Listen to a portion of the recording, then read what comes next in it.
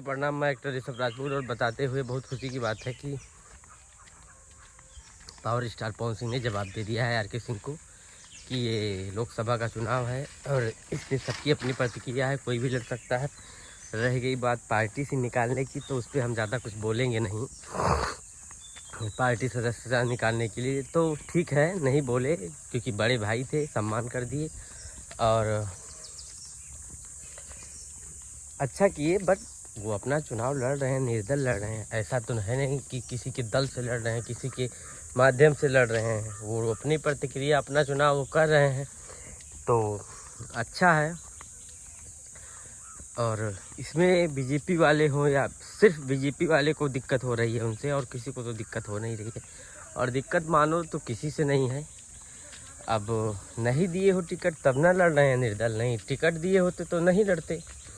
आपको टिकट देना था या फिर अब टिकट नहीं तो कितना दिन आदमी बैठेगा। 10 साल से तो इंतजार ही कर रहा था।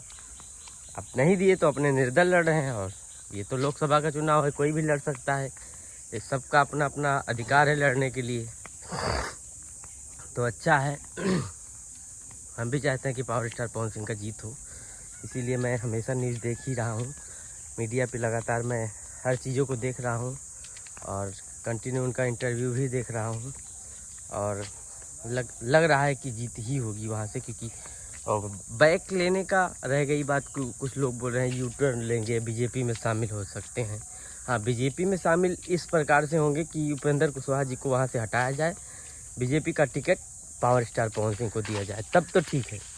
रह गई बात यू टर्न होने का, तो काराकाट से यू टर्न हो ही नहीं सकते हैं। वो बिल्कुल वहाँ से चुनाव लड़ेंगे, ऐलान कर दिए हैं, तो पीछे नहीं हटेंगे। उसमें समझाने का टाइम चला गया है और सब लोग उनके साथ है, जनता उनके साथ है। तो फिर जनता से बड़ा कोई दल नहीं होता है, कोई पार्टी नहीं होती है। जब जनता साथ है तो फिर बिल्कुल चुनाव लड़िए, आपका हक है और आपकी जीत हो, मैं यही चाहता हूँ। और काराकाट की जनता से हाथ जोड़ के निवेदन है कि पावर स्टार पवन सिंह को विजयी बनाएं।